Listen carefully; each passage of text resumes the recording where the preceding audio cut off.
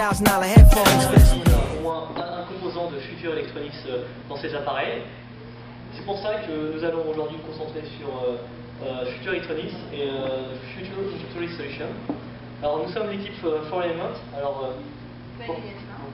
Alexis Oléachko et Camille Emmerich et Ludovic Dubinière. Alors, pour commencer, alors aujourd'hui, nous allons commencer par déjà faire l'analyse de la situation actuelle de Future Electronics concernant tout le système MRP et tout ce qui concerne la gestion des stocks avec les clients. Ensuite, nous allons faire nos recommandations, puis l'implementation, et ensuite nous allons conclure par ce que nous pensons être les meilleures idées pour Future Electronics. Alors maintenant, je vais passer la parole à Alexei. Merci beaucoup. Donc, let's start with analysis. So we analyze the company, so we have three strengths, which is strong relationship with the suppliers, strong components always available on stock, which is very good, and good relationship with customers. Great. The needs of the company, Future Electronics, is work closely together to know their lead time and their capacity to provide the components needed. Also reduce inventory cost of having overstock or shortage, and weekly follow-up of customer needs in order to provide customized orders. So I will focus on three targets: inventory cost reduction, forecast demand more accurately, and increased visibility of the new interface. So we'll talk about recommendations. I'll pass the word to Camille. She will continue with recommendations. So yes, now I'm going to talk about the recommendation we would like to implement in order to solve your problem. So first, the main problem you have, obviously as all the organizations have, is about the forecasting the demand. So now, what is actually the forecast is based on historical data and also on algorithm. But we would like to work more closely with the customers in order to have trend analysis on the market, and in order to collaborate with them in order to have better and more accurate forecast. So as many companies, again, you have some problems about the forecasting. So this will lead to shortage or overstock. So today there is one recommendation we would like to implement and to offer you today. It's called TCM, which is Total Component Management. So here is a little image. So this is about a company called Gas France, and I would like to make a parallel with their company. So actually, what will be like? It will be web management system that will be shared with all the customers you have and also the company. So how it will be like is there will be the stock of the company, and when the stock will become low, Future Electronics will send an order directly. So it means that you would manage the customer's inventory, and you would place the order directly for the customers you have. So this is basically how it's going to work. So again, Future Electronics will manage your customers' orders. So how will this work actually? This service will be, customers will have to pay to have this service. There will be a fixed shipment of the components each week, or each month, or each 2 weeks. It will depend on the customer what he wants. It will be based on market trends, on the historical data, and obviously the sharing of information. We will have a very good link with the customers. And also there will be a flexible shipment of components in case of emergency. So again, this has to deal with in case there is a shortage. Obviously, we cannot see what will happen in the future. We cannot say that customers will want a certain amount of components. So we cannot say what will happen in the future. But obviously, we would like to implement this project in order to decrease the risk of overstock or shortage. So then again, the added value for your customers, it will be a better communication, reduce the risk of shortage and overbuying, and also have a more accurate forecast of their demands, since we will really work with the customers in order to provide them the best products that they want. So now it's going to be the turn of... So now I'm going to talk about the web-based interface, so how it's going to work. The first step is how the companies improve the profile on the website. First, they fix what are the demands for future electronics. The fixed demands that they got each week or each month, because they are always a fixed demand, and the variable demands, which depends in function of if it's small projects or big projects. So they would say the number of pieces they need it depends of the project, and the frequency of the projects, because they create it depends of the demands. And after, if it's a big project, they need maybe to tell more information to future electronics, which could adapt the nature of their project, which future electronics could be adapt their capacity of their stocks in function of the demand. And to precise the deadline that future electronics could be prepared for this command. So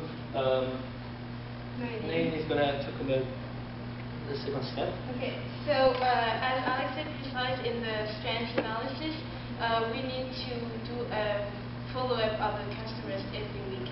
So we thought about meeting customers, phoning to customers, but finally we ended up with this web page interface. So basically, after the step one, where they create their profile with their industry and their characteristics, they will have to update their profile on a weekly basis.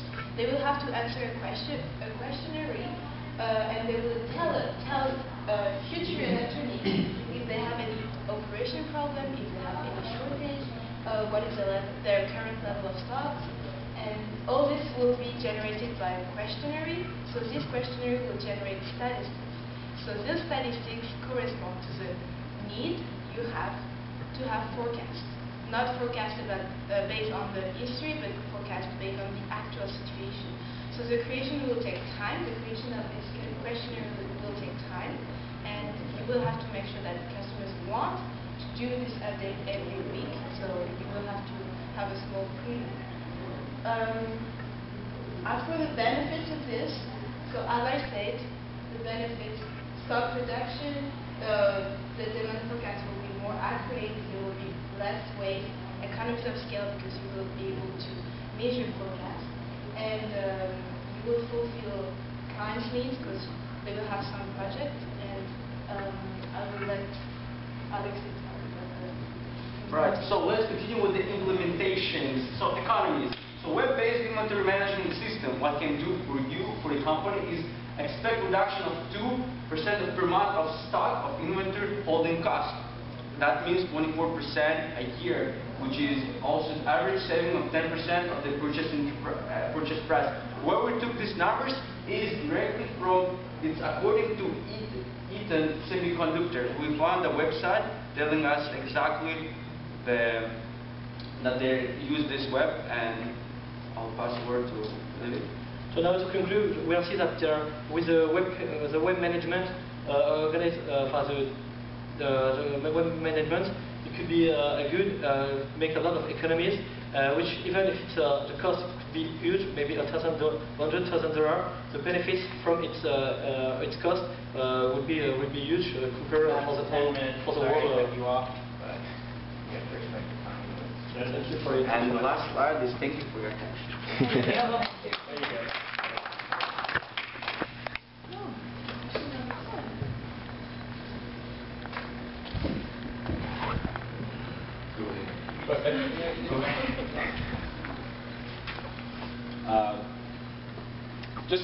Just a couple questions that I saw in there that we probably take into account.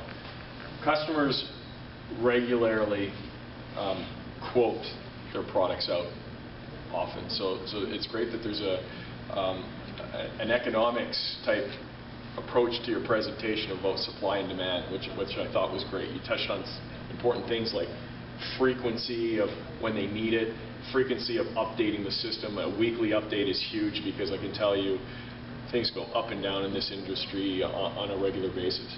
The one thing that I guess wasn't factored in was quoting cycles. In a competitive market like we are, price is huge, and we might hold something for 3 months and then we lose it because somebody else has quoted it a little bit better. So that's the only little flaw there. The flexible shipment of stock, I like the fact that, again, in this industry there's some peaks, there's some valleys, and you mentioned a flexible shipment of stock which helps with those spikes, because one thing you didn't really touch on is the consumer. Sometimes a product takes off. And in the case of, and again, we used it with the other group, Research in Motion with a BlackBerry, it's kind of going down in a hurry. Who owns the liability of the flexible stock? Who owns the liability? Because in cases of inventory, it can be very advantageous to the company, but it could also be a liability when things go this way. So who owns that flexible shipment of stock that is available for the customer? First of all, thank you for the question. So you're talking about when the customer asks for flexible, for a new demand, and who owns this part of the, who pays for this part of? Right. Who would own the liability or the asset? I understand. So the distributor, in the case Future Electronics, would have this. I assume, correct me if I'm wrong, would have the increase in inventory for, let's say, a spike based on the system we're implementing. But if that spike does not go, who owns that flexible inventory? I think just Future Electronics just should put a supplement of the price of the semiconductor, which could be adapted from the price, the fixed price. So they could add supplements on this price, if I understand the question. I would like also to add that what we try to propose is a system that you work also with the companies, the customers. Right. So also our basically is to prevent shortage, but it's prevent overbuying. That means, well, if you work a lot with the company, I mean closer, that means you will not use only historical data, but you will see exactly, like let's say, weekly what's happening, and that if it goes down, you can cut really, really fast. Say, no, I don't want to buy any more of these components. So this will be, there should be. I guess I'm not getting a direct answer. Who owns the liability of the stock? So I'm assuming we, the distributor, own that liability of the stock. Oui, je pense que ce serait plus l'entreprise qui va justement encaisser ces avantages-là. Because it's great to say we don't want this part anymore, but if it's a 12 or 14 or 16 week lead time, you know, for example, I want the 2012 Honda Civic, and maybe the 2012 Honda Civic is not available right now, I might have to wait 12, 14 weeks. So based on your system that the end customer is implementing and interfacing with our systems, the distributor, we have to prepare 14 weeks in advance sometimes for stock. I understand the system of how you had demand put in, how you put that extra. If things don't go like this and go the other way, who owns that liability of stock? It depends on is the demand it's an express demand or a demand just 2 years before, or as you said, many weeks before. Because if it's after, it depends, I think, of the customers. If it's the biggest customers of Future Electronics, you should maybe, because if buy you a lot of components, maybe you could be you just take a part of the supplements of the price. And just divide it in two, so the customer should pay supplement 2 and Future Electronics. Okay, so demand goes to 0, customer goes to 0. What do you mean? Okay. Demand goes to 0, customer, and I'll tie it up quick because I know we're pressed for time. Now, yeah, you guys have about 30 seconds. Customer goes to 0, demand goes to 0, doors shut at this company that we're selling to. Yes. How do I go collect that money that you're just explaining? The customer goes back. Is the customer because So I think the answer from Try to Camille, sell to someone else. no, because I think Camille explained it that we. so we don't have any choice just to stock these components and to sell it to someone else. I'll tell you the answer I was looking for. The supplier. So I was hoping you'd say, yeah, maybe there's other customers out there that would use that increase in demand. So more of an 80-20 rule of the amount of components that we carry. Because obviously we don't just sell to that company, to the company that we're implementing. We're going to have many other companies worldwide that might take that. So the 80-20 rule of everybody buys toothpaste, right? All of a sudden you want toothpaste with fluoride. We might only carry small amounts of that because only you want that. But we might carry hundreds of tubes of toothpaste because we know we can sell it to many people around the world. So we'll never get stuck in an inventory problem, liability. The other question, the other side of that is, which you didn't really touch in your presentation, I know the other team did, is the supplier. So we're a distributor, we buy from a supplier components. We would have return privileges based on buying several parts from, let's say, Samsung. Maybe we'd have to return that one part to cover that liability. At the end of the day, we don't want to assume the liability because it comes out of our pocket. We'd rather see the customer or the manufacturer that makes that component pay for it. Otherwise, very good. I know we're pressed for time. It's all good. You know what I'm saying? The $7,000 headphones.